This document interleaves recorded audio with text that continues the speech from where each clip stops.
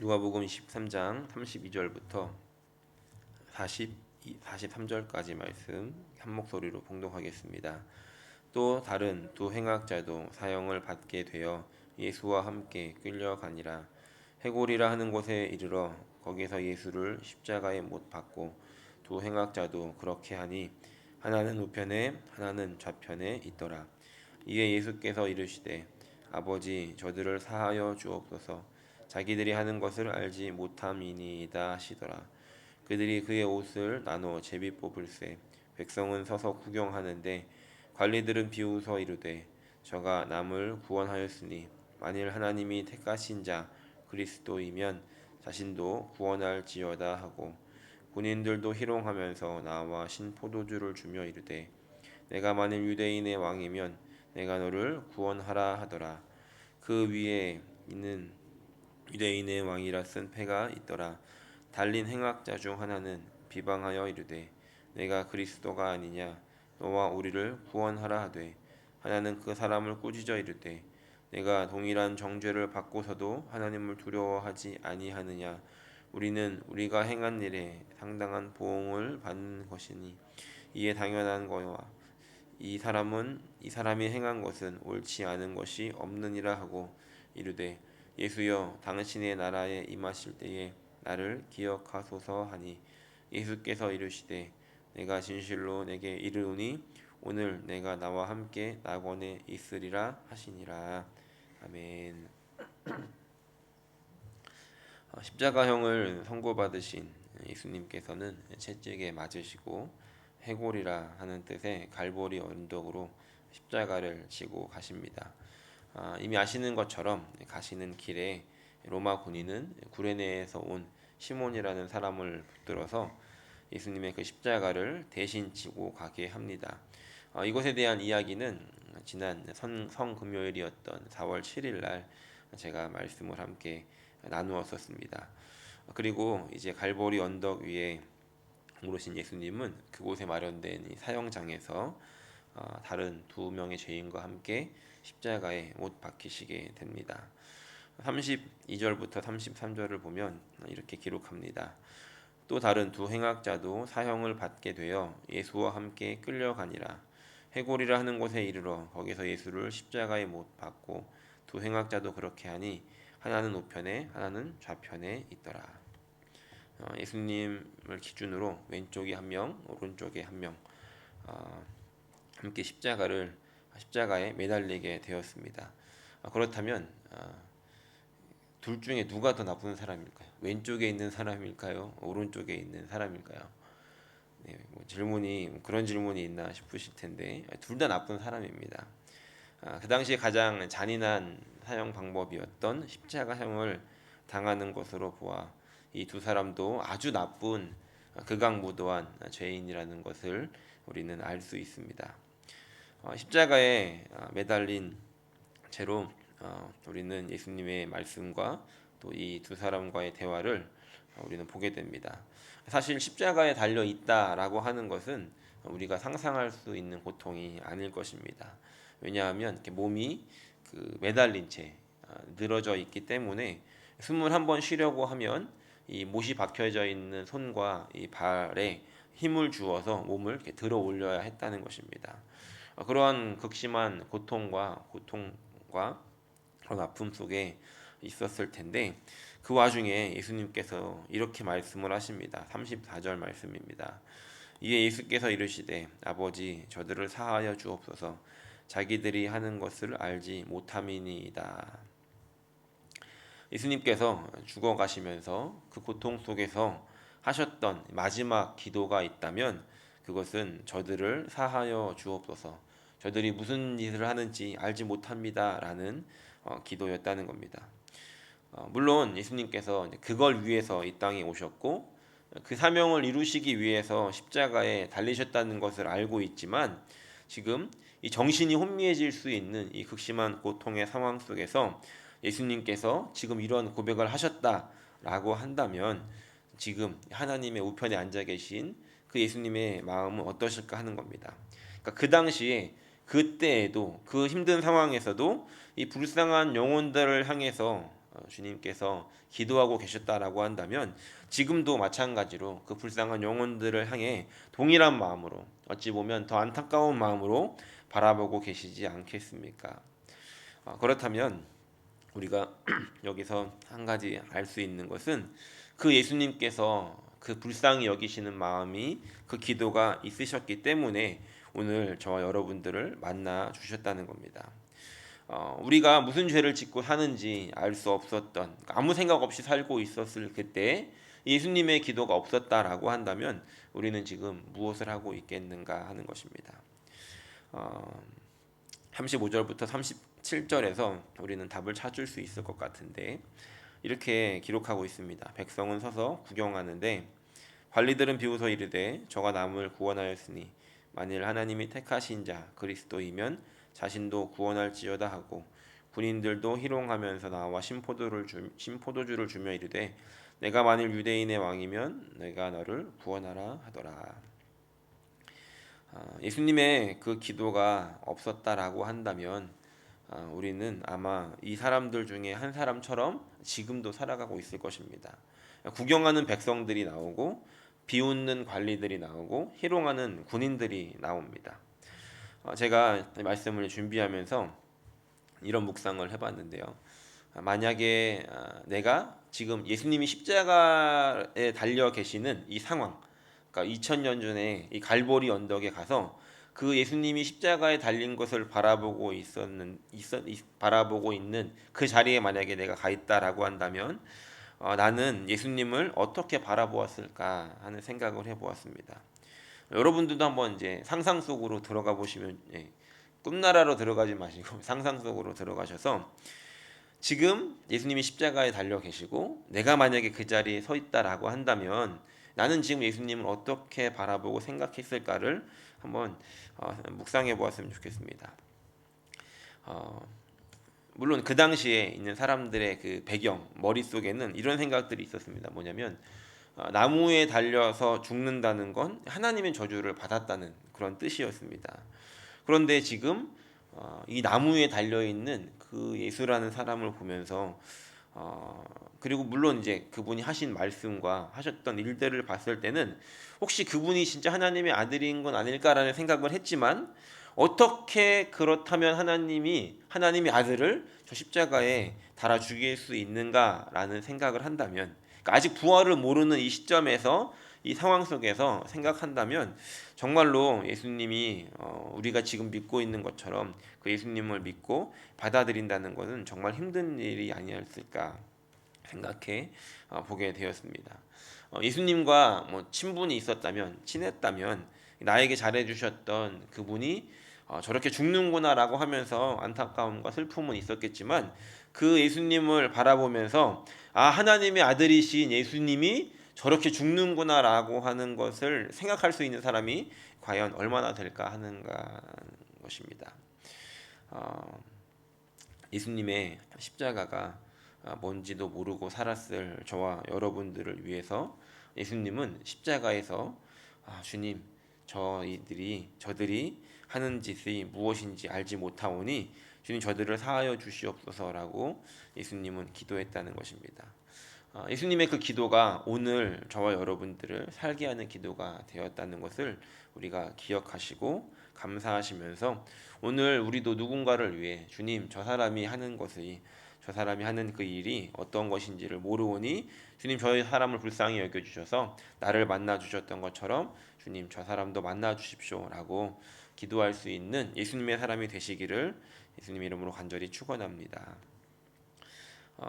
이제 말씀을 보면 39절부터 보면 이제 이 장면이 이렇게 조금 이렇게 클로즈업이 됩니다. 그러니까 그 앞에는 그 백성들과 관리들과 이렇게 큰 장면을 이렇게 기록을 하고 있다면, 이제 이 말씀이 보는 뷰는 그 십자가에 달려 있는 이 세 남자에게 집중이 됩니다.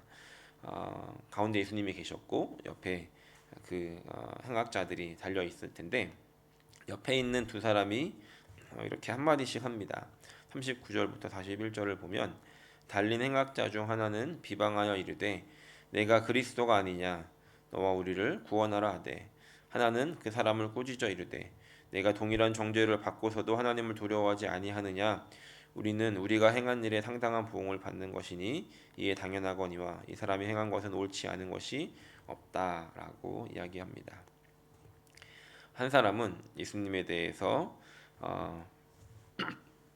비방하면서 있지만 또 한 사람은 그 예수님에게 예수님을 비방하는 것이 아니라 예수님을 옹호하고 있는 장면을 우리가 보게 됩니다.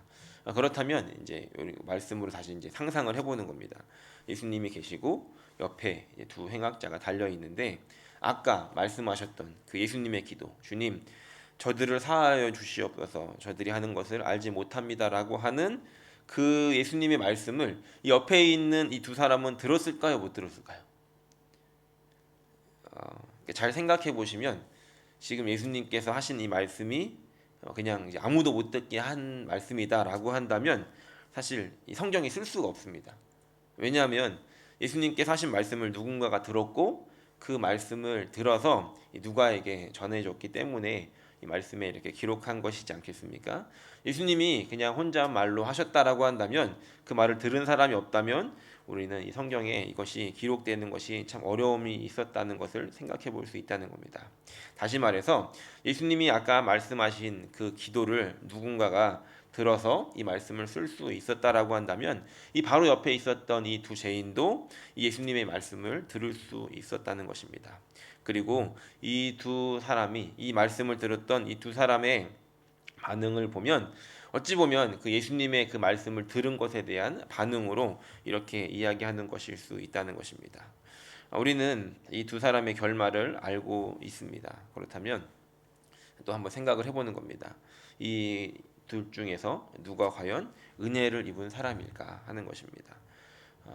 1번 오른쪽에 있는 사람이 은혜를 입었다.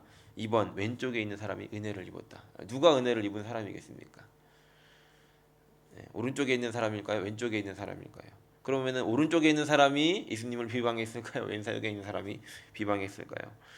사실 이제 문제가 잘못되었는데 우리는 이렇게 쉽게 생각합니다.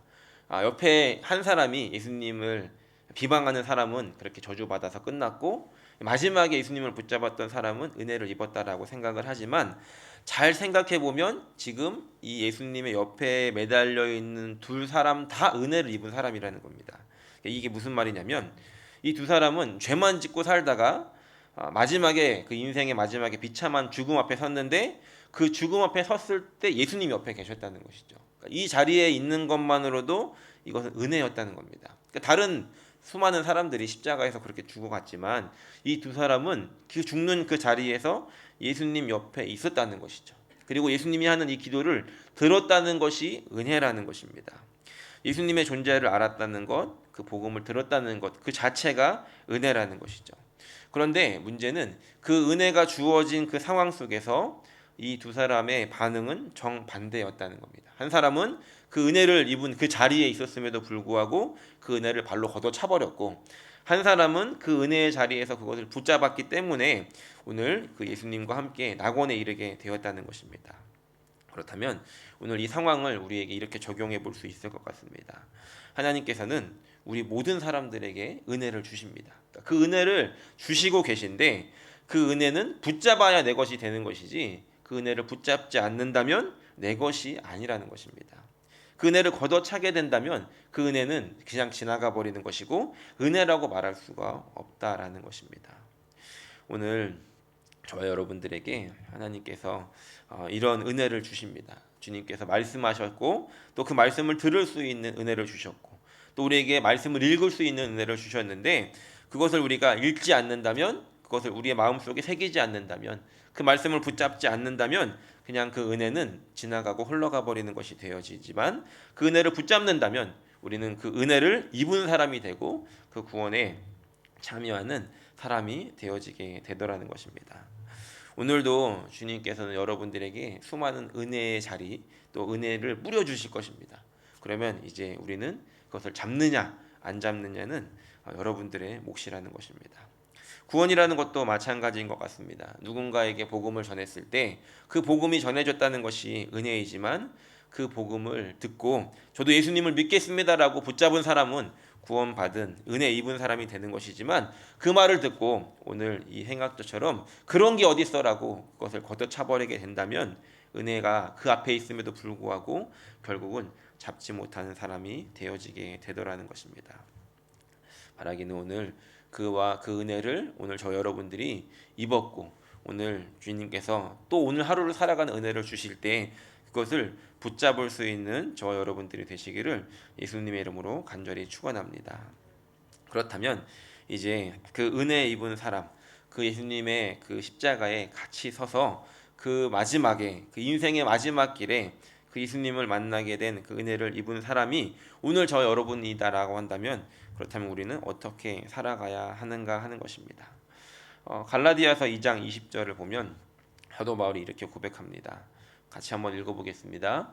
내가 그리스도와 함께 십자가에 못 박혔나니 그런즉 이제는 내가 사는 것이 아니요 오직 내 안에 그리스도께서 사시는 것이라.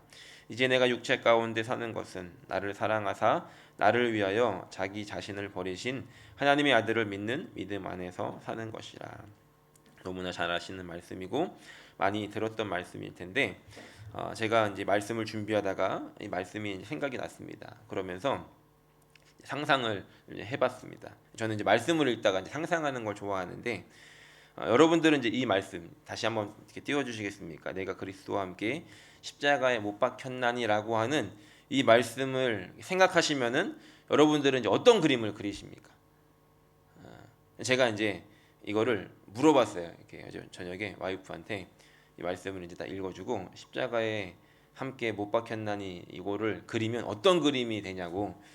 저도 이제 그런 그림을 그렸었는데 예수님이 이제 십자가에 못 박혀 계시고 내가 이제 그 위에 같이 올라가 가지고 같이 매달려 있는 모습을 생각하지 않습니까?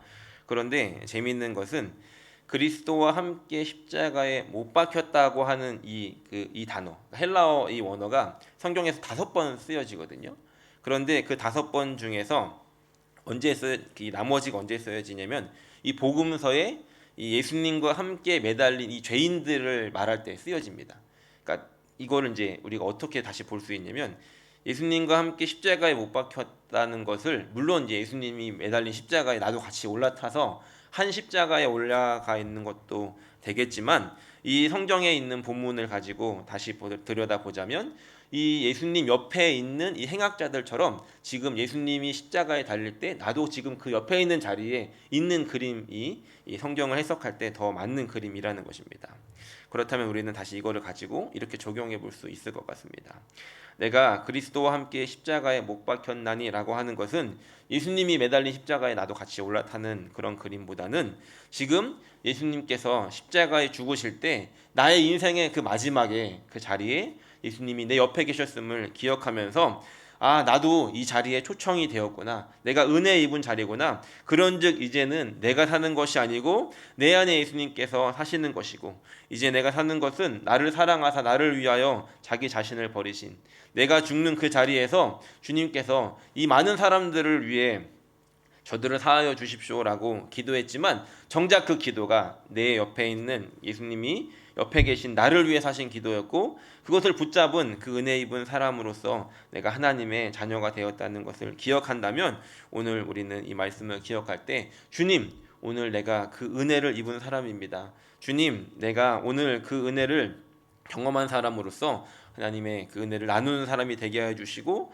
나 또한 예수님처럼 살아갈 수 있게 하여 주십시오. 내 안에 예수님께서 사시는 것을 기억하면서 주님을 위해 또 주님을 믿는 그 믿음 안에서 살아갈 수 있게 하여 주십시오 라고 기도할 수 있게 되더라는 것입니다. 오늘 본문의 43절에 이렇게 기록합니다. 예수께서 이르시되 내가 진실로 내게 이르노니 오늘 내가 나와 함께 낙원에 있으리라. 그 인생의 마지막에 예수님을 선택했던 이 죄인도 예수님의 은혜를 입어 주님과 함께 그곳에 거하게 되었다라고 한다면 오늘 우리 아직 인생이 많이 남은 우리가 그 예수님을 선택한다면 우리는 더 얼마나 큰 그 은혜 가운데 거하게 될지를 우리가 생각해 보면서 오늘 우리에게 주신 은혜를 다시 한번 기억하고 감사하며 나아갈 수 있는 저 여러분들이 되시기를 예수님의 이름으로 간절히 축원합니다.